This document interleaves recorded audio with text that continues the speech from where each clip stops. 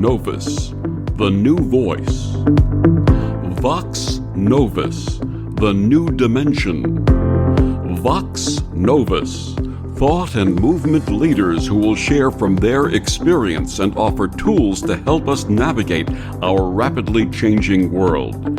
My name is Victor Furman. Welcome to Vox Novus, the new voice.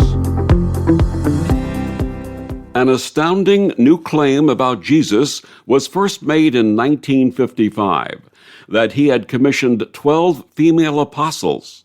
Its source was the Urantia Book. Now a newer source builds on that revelation, unveiling each one of the inspiring stories of these courageous women apostles. My guest this week on Vox Novus, DonnaDIngillo, is a lifelong student of the Urantia Book and one of the first full-time ministers of the expanded gospel of Jesus based on the Urantia revelation. A renowned pioneer in celestial contact for more than 3 decades, she's also the founder and executive director of the Institute of Christ Consciousness. In addition to an extensive spiritual healing and counseling ministry with individuals, she conducts workshops and seminars and hosts popular online sessions each week in which she leads groups in worship, prayer, and global healing. Donna's previous acclaimed books are Teach Us to Love and Divine Mother, Divine Father. Her website is institutechristconsciousness.org, and she joins me this week to share her path and amazing new book, The Women Who Love Jesus, the untold story of the Women's Evangelistic Corps. Please join me in welcoming to Vox Novus, DonnaDIngillo. Welcome, Donna. Thank you, Victor. I'm very happy to be here with you and your audience today. Donna, please share with us your early path and how it evolved into your calling. Well, I think I've been spiritual all my life. And in my very early childhood, I remember feeling I was being watched by unseen beings that I did not know who they were. And I was raised in a traditional Christian church, went to Sunday school and church every Sunday and learned the Bible stories. But it was around the time of my adolescence that I was beginning to have some very serious doubts about the theology I had been indoctrinated in after undergoing 2 years of catechism. And so by the time I was about 18, I was heavily agnostic. I did believe in God and Jesus, but I didn't feel that the theology that I was raised in had any spiritual vitality. It just felt really kind of flat or dead to me. So for about 3 years, I really struggled. And at that point in life, you know, for many young people coming into their adulthood, they don't know who they are. They don't know what they're supposed to be doing with their life. And that was me. I had a lot of insecurity about who I was, especially having a spiritual nature and people around me not really interested in talking about God or Jesus. And I also was reading some books about psychic development, and I kind of came to the conclusion that psychic development and God must be related, but I did not know how. So it was in March of 1975 when I was out on a date, and my gentleman friend talked to me about the Urantia Book. He shared with me what this book was and why I might be interested in it. So I went to the library the next day and I picked up a copy of the book. And the minute I opened the book, my truth bells went off. Ding, ding, ding. You found what you're looking for. And it just resonated within me so deeply. And then when I got to part 4, the life and teachings of Jesus, my heart just opened to Jesus in a way that I had never experienced in the church with all my years of growing up. It was like I had felt him as not only a dad, but as a brother. And in reading his life account of how he developed his awareness of who he was from a divine perspective, and how he crafted his human personality to the pinnacle of what a human can become, I said to him, I want that. I want to be like you, and I want to know how you did that. So that was kind of like the beginning of my experience with Jesus. But then it was in 1991. I had been studying the Urantia book with a group of fellow readers, but in 1991, I started to make contact with the unseen realm by quieting my mind and just going within and listening for the inner voice of God to speak to me. And then I started to receive more direct spiritual guidance from my spirit, as well as from a variety of angelic and celestial helpers who were encouraging me to develop which became my calling, to be a spiritual or a faith healer. And there were a lot of clues in the Urantia book and several of their parts talking about how our consciousness is actually domiciled in a personality called the Holy Mother Spirit, who is the womb of consciousness in which we all live, and her 7 circuits that are hardwired into our energy system through the chakras that give us the ability to think, feel, and act. And so I did a very serious study in the Urantia book about different forms of how the consciousness system works, as well as I studied a lot of homeopathy and other forms of energy healing. But I always felt like I was getting more information from my higher celestial sources than from reading books. So I started to experiment with energy healing, and I knew nothing when I first got started in the early 90s. I was as green as as you can get. But through experience and working with a variety of people and my celestial teacher's guidance, I began to understand more about how the Divine Mother functions within human consciousness. And then there are other spiritual circuits that connect us to other divine sources that guide us along our path of spiritual development and soul growth. For our listeners who are not familiar with the Urantia book, please tell us more about it. What is it? Where did it come from? And what does it share? Yes, I'll be happy to do that. The Urantia book is a very large revelation of truth that has been put into English in the early part of the 20th century to help reorient us to our place in what you might call the whole creative scheme of life, the whole design of life. The reason that this book was put into English, and at the time around the information first started coming through very early on in the 20th century, and it was organized into 4 parts after a group of humans were receiving the information and compiling the information from the higher realms. And the reason that this was brought into our planet's awareness was that we are not the only planet in the whole creative design of life. There are trillions of inhabited planets like ours, but there is administrative over control at the spiritual level watching our world evolve. And they saw at that time in the late 19th, early 20th century, how our technological and material development was vastly outpacing our spiritual and our moral growth.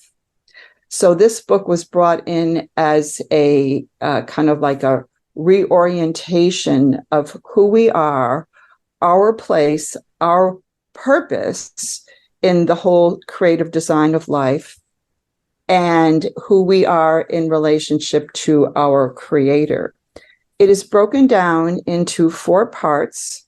The first part is called the Central and Super Universe, that talks about our Creator and associate deities who put the whole divine plan for all life into motion at an existential level called the paradise level, where God the Father, God the Mother, Son, and God the Spirit dwell and form into various associations to create superb beings, personalities of high spiritual magnitude that go out into what you might call time-space creation and start evolving the universes, the vast number of universes that are a part of the great overall design. Two of those personalities are our divine mother and father. They originate at the paradise level, which is existential. It is perfect. It does not change. It is where all human creation begins, and set in the kind of, like you might call it, the creative imagination of our creator deity. And our divine parents come from that higher level, and they stake out a claim, you might say, in unpervaded space to create a home, their universe home, and start creating all these different orders of personalities who will inhabit the home and cooperate in evolving the divine plan, which originates at the paradise existential level.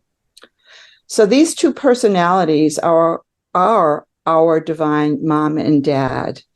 And in the Urantia book, this is all related in parts to the local universe, our particular place in the overall family of life and love.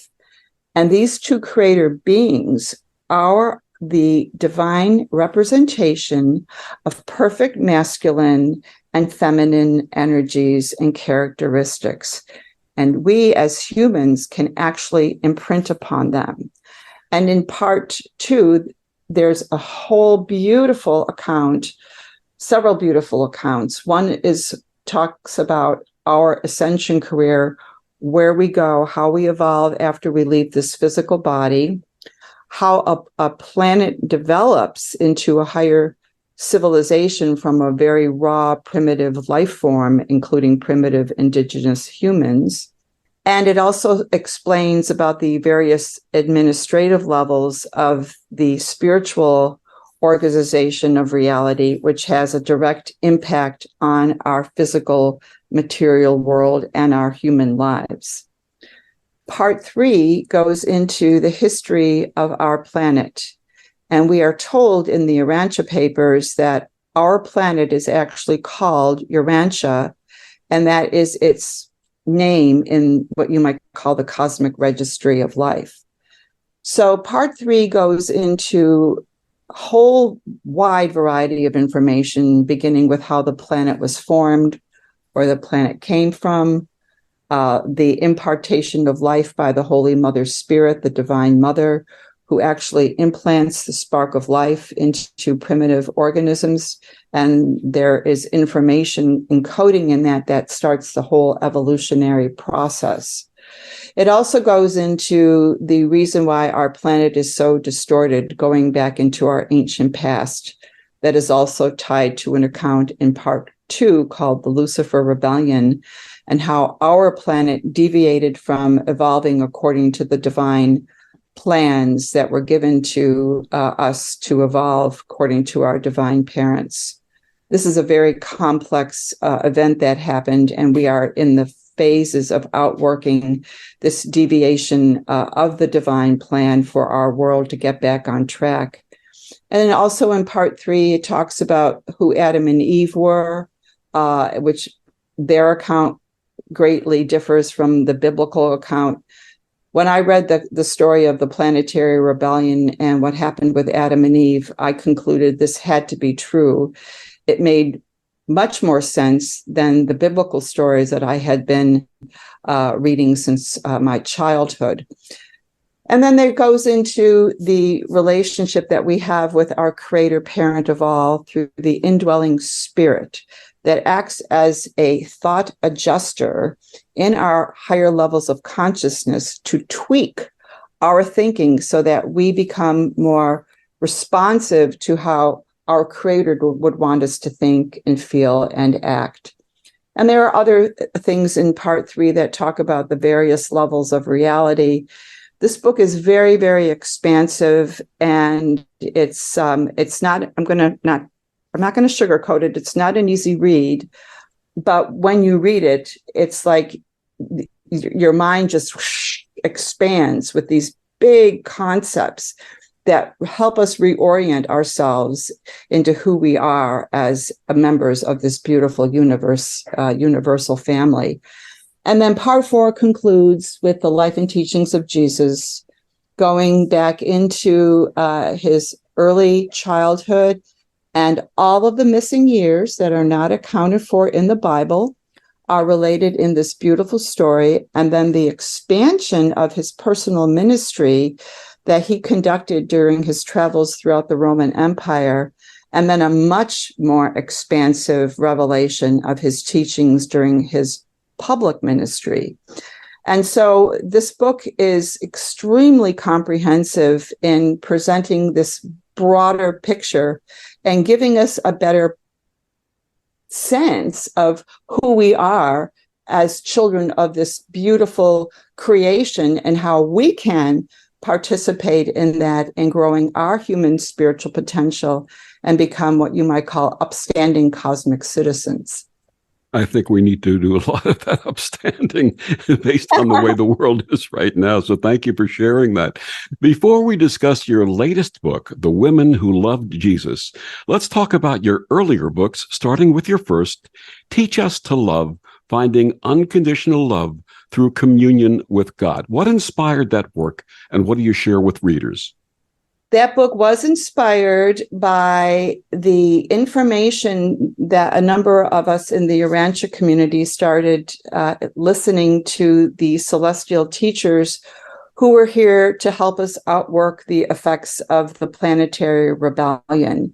And one of their core teachings was to learn how to, what they call the stillness practice, to quiet the mind so that mental chatter and emotional discordance would soften, so that the bandwidth of our consciousness could expand and start perceiving the leadings of the indwelling spirit of the Creator within our minds. It's like our divine pilot to shepherd us along our long evolutionary careers to one day stand in the very face of the Creator of all. And because our world has been, especially in our culture, has been so materially focused, and people are always busy on the go and don't take some time to breathe and relax and enjoy life and enjoy nature, the teachers were very encouraging in reminding us that if we want to reach these higher states of consciousness, then we had to learn how to quiet our minds and make contact with the indwelling spirit. So Teach Us to Love is a reflection of that information, which goes into what the Spirit of God is, where it comes from, what its function is in human life. And then it goes into a very simple introductory 7-step method of how to quiet the mind, moving from everyday waking consciousness into a much more relaxed state where the mind has learned how to quiet down so that the reflection from the divine levels can start inlaying beautiful, not only information, but feelings of peace and love and compassion and joy into the human energy system, especially into the emotional body. And then there were other teachings that our celestial helpers were giving us about seeing the presence of God in others, practicing forgiveness daily, being of service, altruism. And then it goes into some chapters about Jesus and how to move into more of that state of spiritual healing. So that was my first book, and that came directly from my experience with my early teachers. And so that was around the early 90s when I wrote that.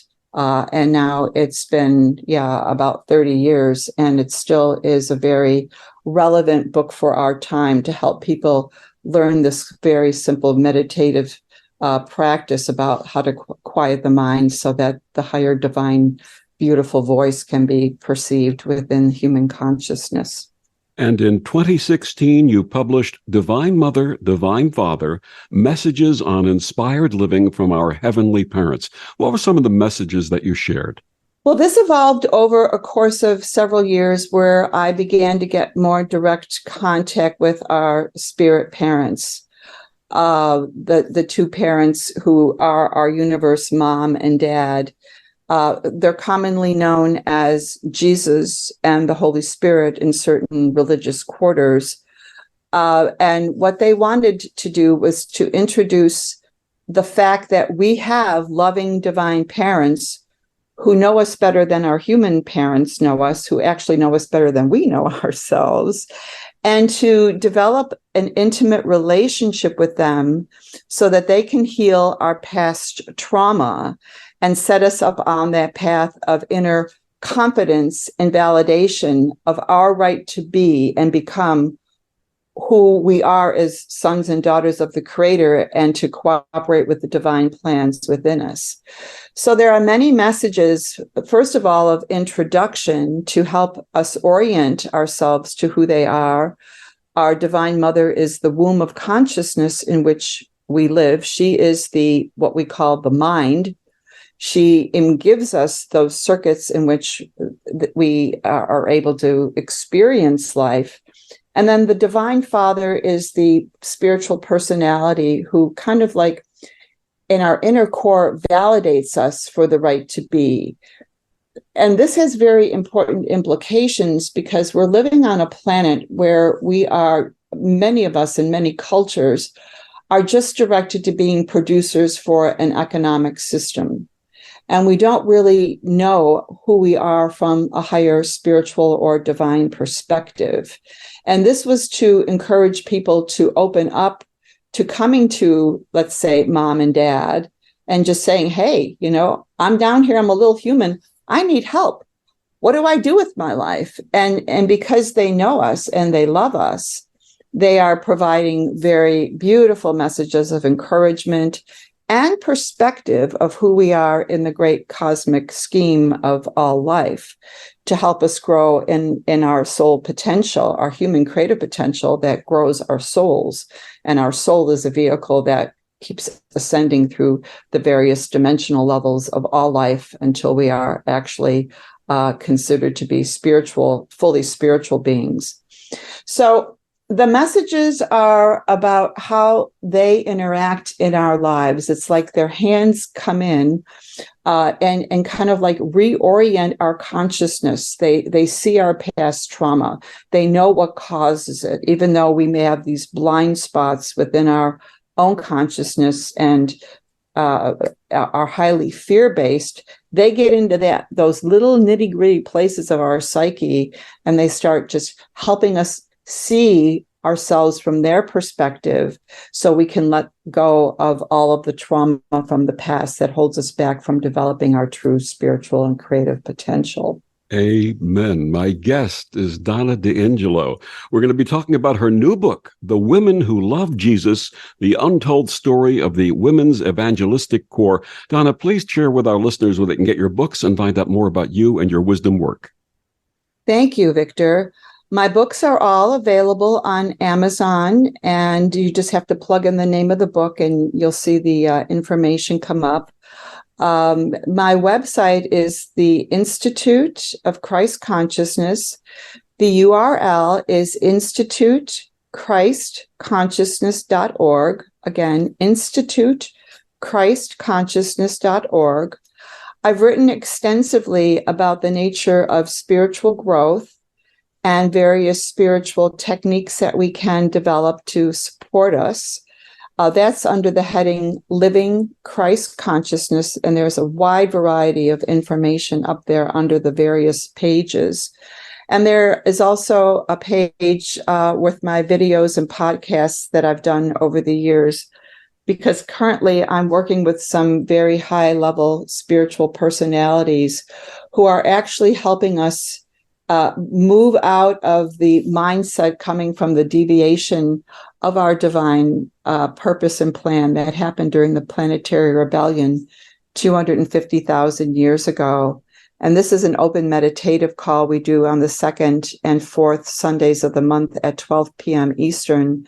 And anyone is welcome to join in, where we collaborate with our celestial helpers to move into the circuits of mind and memory to kind of like add in the higher spiritual information, which lets a lot of the lower energies just kind of begin to evaporate and just fall away from how we think and feel.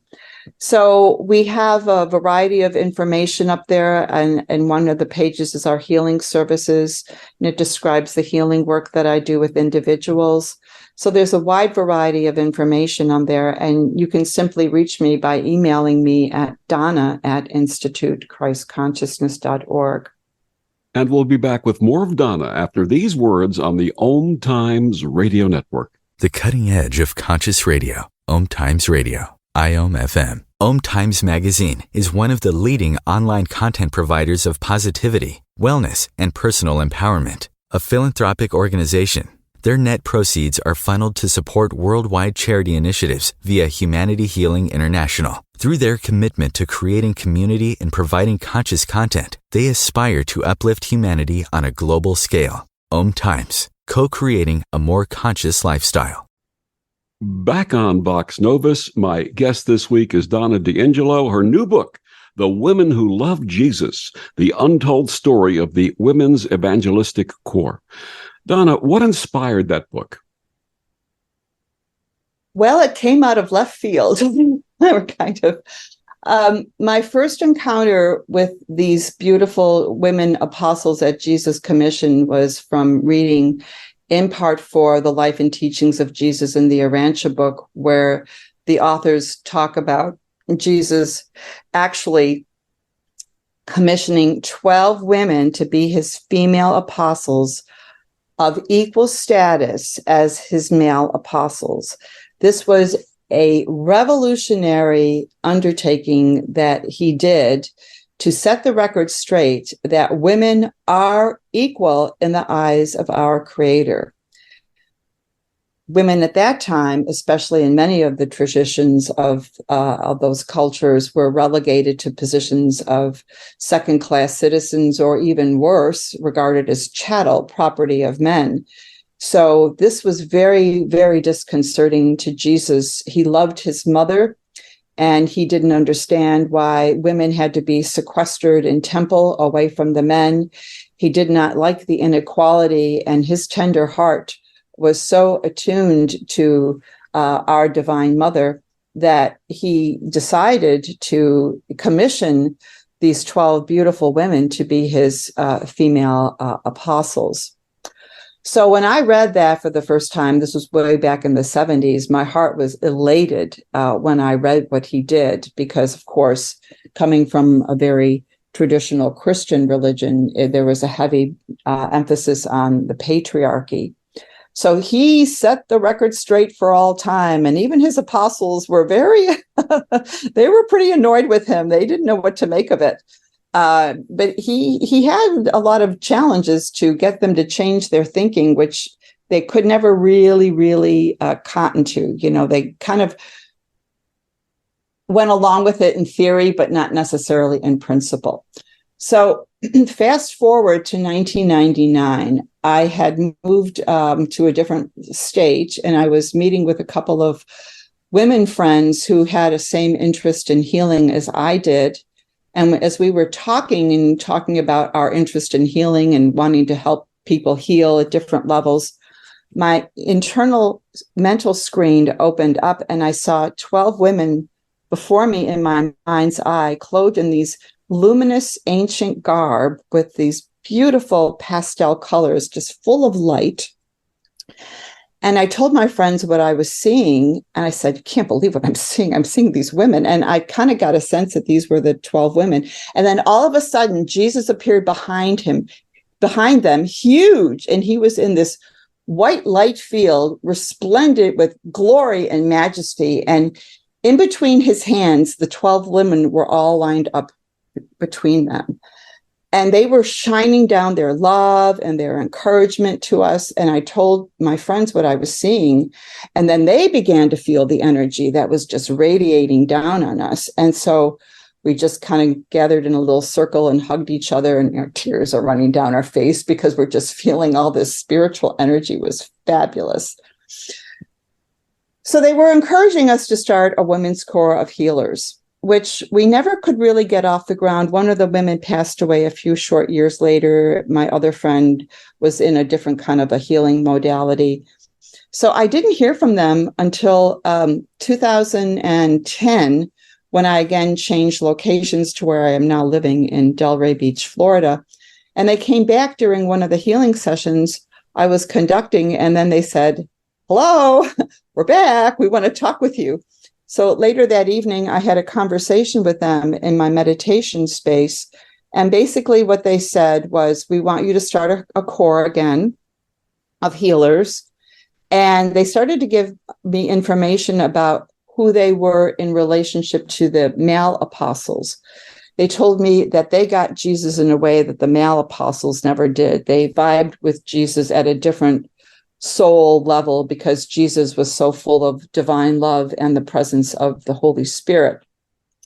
And they also told me, which was very interesting, that they laid the social foundation that later evolved into the Christian church because of the ministry that they developed during their association with Jesus' public ministry of holding a place in the encampment where they could minister to women and children, the elderly and the infirm, and how Jesus taught them certain ways in which to heal that were augmented by their already known abilities, because women were the healers in the family at that time, learning to use the different medicinal plants and essential oils that they had access to at that time.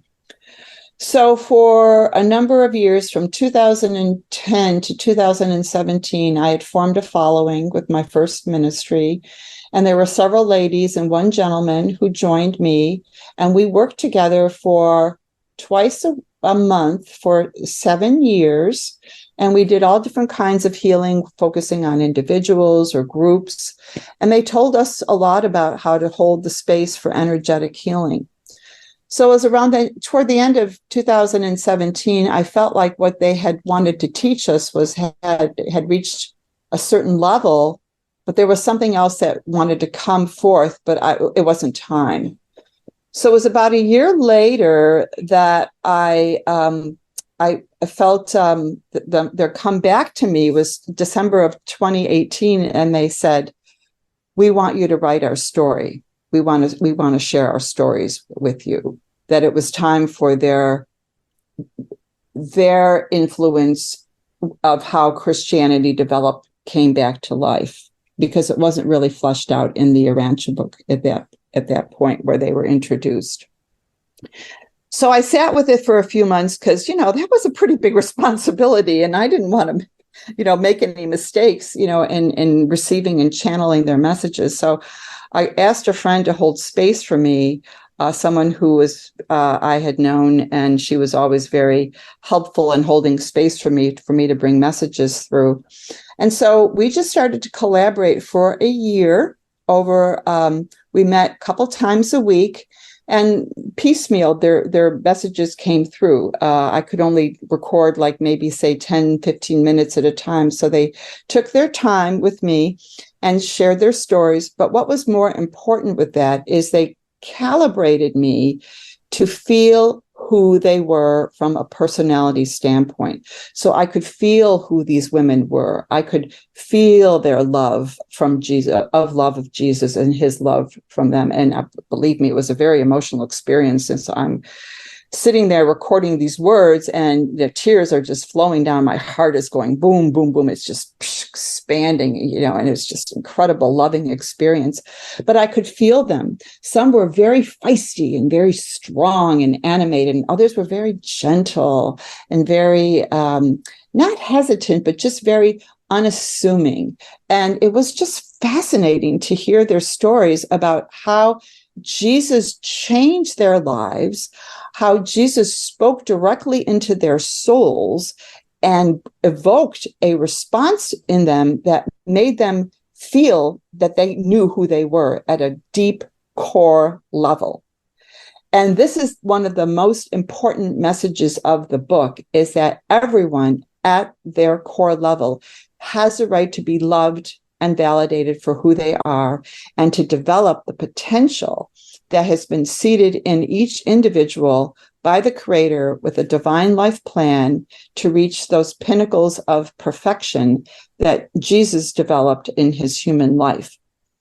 This is something that this world has never seriously undertaken. And it is time to learn these techniques that Jesus taught the women about connecting and communicating soul to soul to validate a person, to help that individual feel so loved that their inner self can start to come forward and help them move into their higher self. The inner self is basically the potential to grow into the higher self.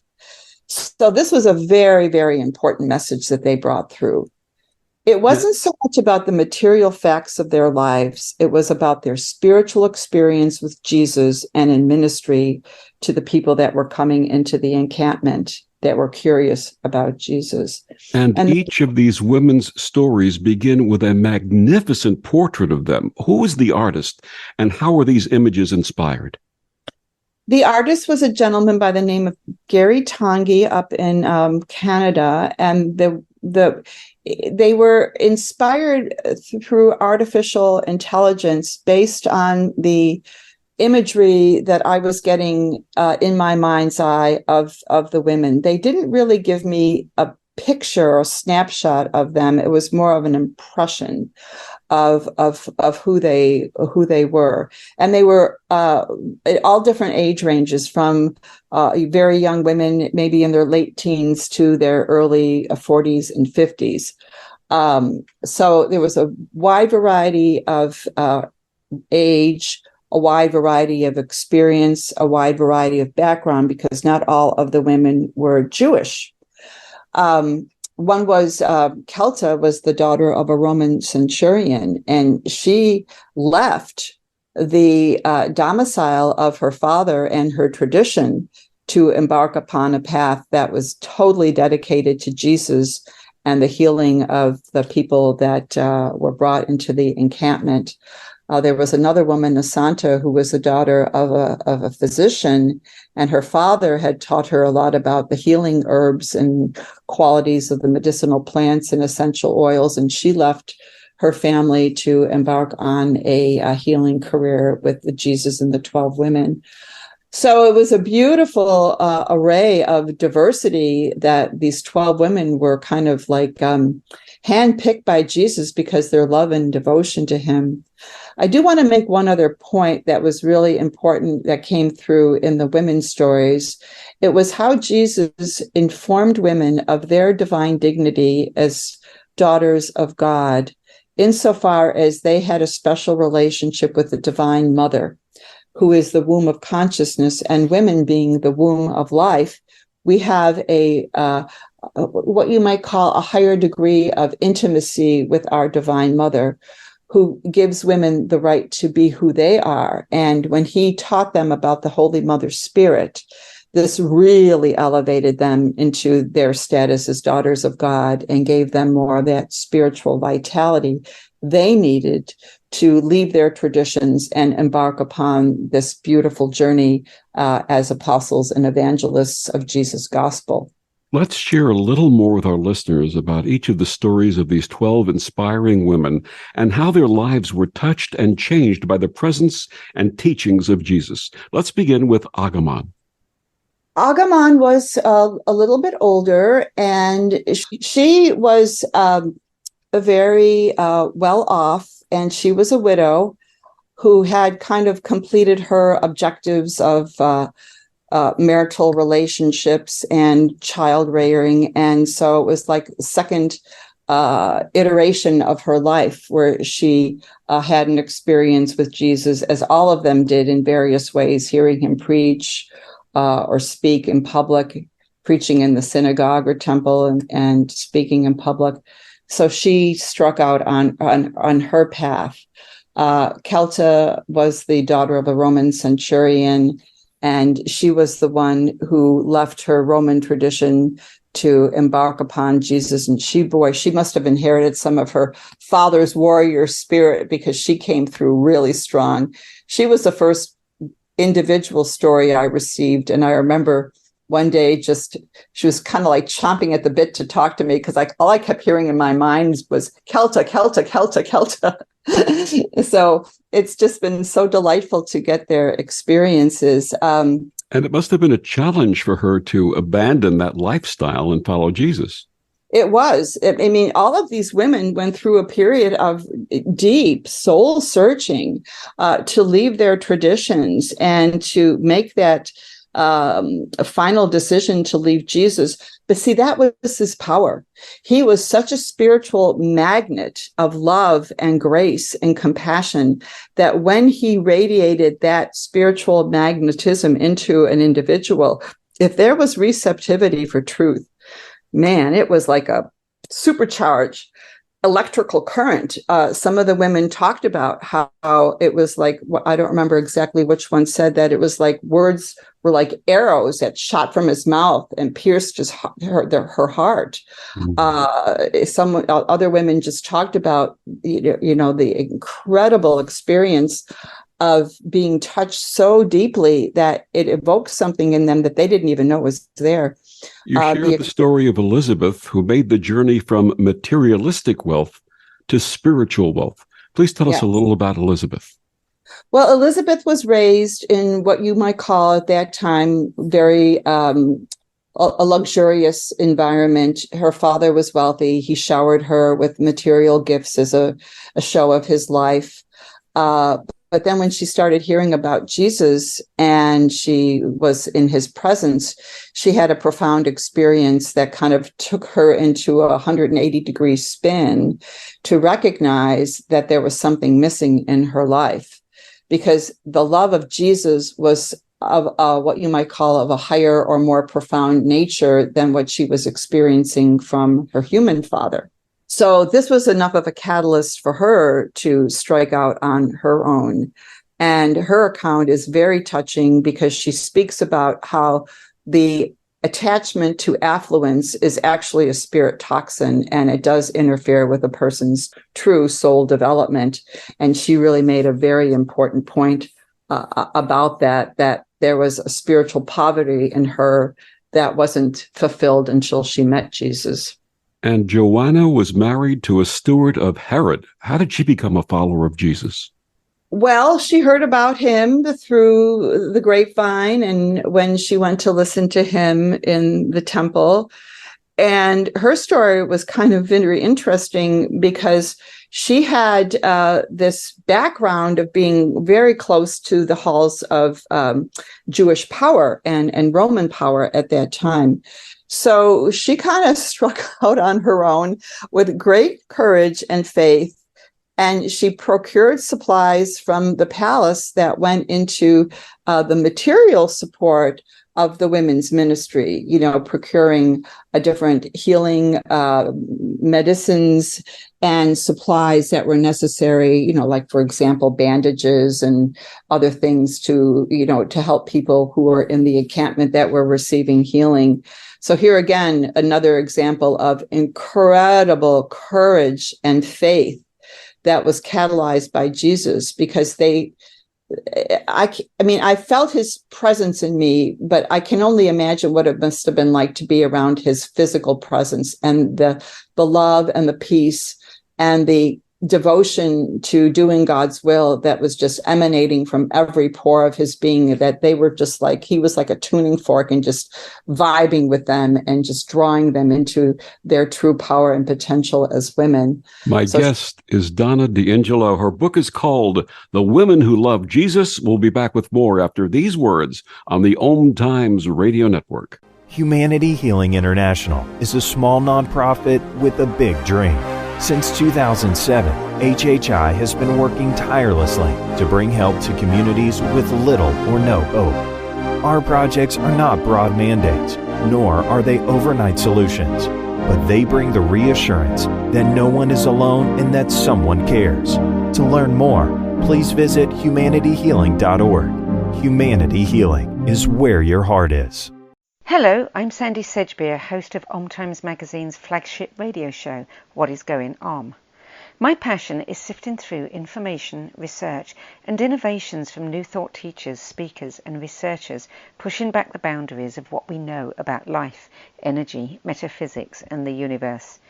I love shifting perceptions about who we are, why we're here, and how quickly impossible becomes normal when we open our minds, expand our awareness, and accept that the only limits that exist are those we place upon ourselves. So if you're the kind of forward-thinking, eager investigator of what lies beyond the current reality that most perceive, why not make a date to come play with me in the field of possibilities at 4 p.m. Pacific Time, 7 p.m. Eastern Time every Thursday, and together we can discover what's really going on. Back on Vox Novus, my guest this week is DonnaDIngillo. Her book is called The Women Who Loved Jesus. Mary Magdalene is the most well-known of the women's evangelistic corps. What did she learn about worthiness from the Master's teachings? Well, according to the account in the Urantia book, she was working in brothels in Magdala. And what happened with her was that some of the women, she was added later. She was the 11th woman apostle who was added to the corps. But when the women went into the more what you might call nefarious environments that the male apostles didn't go into, they spoke to her and they talked to her about how to receive salvation. And it was a very, very powerful experience with her because she had she didn't go into a lot of detail, but she did talk about how she had a very impoverished spiritually, mentally, emotionally upbringing. And so at one point she felt like she had to sell her body in order to make a living. So when she came out of the brothel, and it was before Jesus, she talks about how she fell apart completely. It was like she had a psychic breakdown, but the love that Jesus emanated from him to her soul was like, she said, she was like, he was gluing her back together. Mm. And even though the women didn't expressly tell Jesus where they had found her or where she came from, he knew, he understood. He could read a person's kind of like what you might call record of soul record within them. And he just knew, and his love and understanding and compassion. And there was absolutely no judgment or condemnation about what she had done. And she said it was like gluing the pieces of her psyche back together, and she became a whole person. And because of that, she found her voice. And finding her voice, she became the spokesperson of the Women's Evangelistic Corps and would go out and she would preach the messages of Jesus' gospel, which I want to just clarify. Jesus' gospel, as related in the Urantia book, is very different from the Christian gospel. Jesus' gospel, very simply stated, is faith in the Creator, parent of all, and loving service in the family of humanity. That's it. That's Absolutely. It. And so that was their message. And they ministered in that type of dynamic, their faith in God, who restored them, their divine dignity back to them, and gave them the ability to go out and be of loving service to those in their immediate vicinity. Rebecca was the daughter of Joseph of Arimathea and the last woman to join the corps. What did she learn from Jesus about loving service? I think it was just a matter of giving more of yourself and not having those ego-centered needs of love and validation that so many people require now because they really don't know who they are. And because she had a very profound experience with him being around her father and her father being so lovingly dedicated to Jesus, that kind of spilled over into her. And I think that, at her young age, she was in her late teens or so. That just gave her a lot more of that magnetic interest to do what Jesus was doing, was just to be of loving service to people. And some people already have that within their organic nature. Some people are just naturally more wanting to be helpful to people. And so as Jesus ministered to these women and spoke with them, he is, remember, evoking a soul response in them of something so deep that wants to be birthed. And I think that she probably really picked up on that beautiful dynamic of being of service to people that didn't require a lot of ego, development, where a person comes from a self-centered need for validation. She was not coming from that place. She was coming from a much more pure place of being of service. Ruth was the daughter of the apostle Matthew, who encouraged her to join the Women's Evangelist Corps. Please tell us about her relationship with the Holy Mother. Ruth's experience with the mother was one that helped her kind of move outside of the traditional male role that was relegated to women. And being one of the youngest members, she had more of a, what you might call, leeway to open up to the Divine Mother, because Jesus's presence of the holding that space of the Divine Mother was so strong. And again, this is a spiritual connection that we all have with our Divine Mother, but some women have what you might call a more broad emotional bandwidth to pick up on her signals.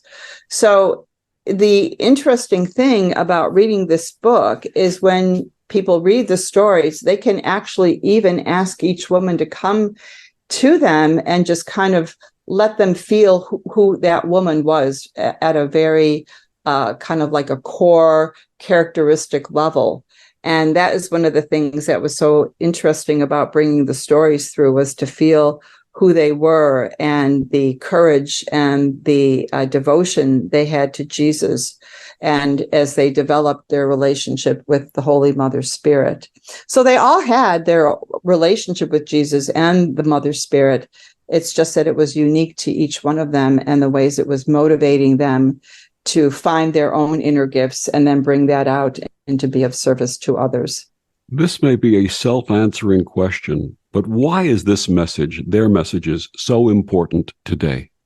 Well, if you look at many of the world's traditional religions, women are still not in positions of leadership. And as Jesus understood the nature of the feminine presence on a planet, he wanted to elevate women to the point that they can take over what you might call the helm of spiritual development for this world. And because of the influence of the Mother Spirit as a representation of the divine feminine principle, which started to pour open this world back in the mid-'80s, when the circuitry that was quarantined during the time of the planetary rebellion was reconnected, the Mother Spirit's presence became more active on our planet. And many people were picking up on that energy and calling it the divine feminine principle. The divine feminine principle is based on the personality of our Divine Mother. It's not just a principle or a mindset. It is an actual living experience with our Divine Mother, Holy Spirit.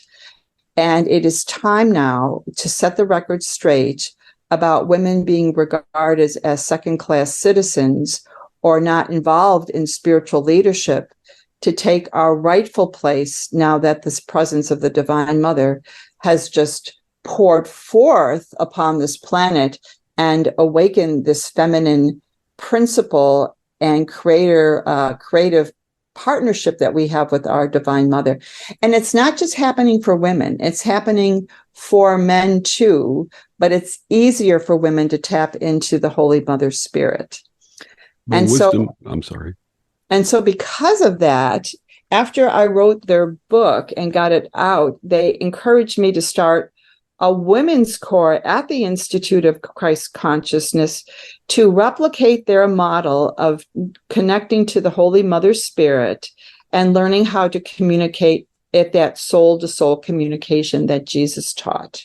And so this is what we have done now. And we have about 10 women who have joined me, who are now developing our spiritual leadership skills to take out to the world in the ways we're being guided by the Spirit.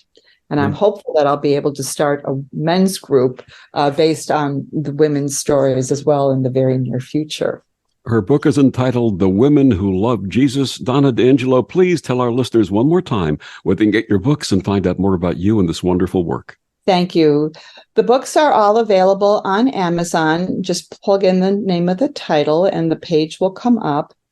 And then you can contact me through my Institute of Christ Consciousness website, with the URL being institutechristconsciousness.org. Again, institutechristconsciousness.org.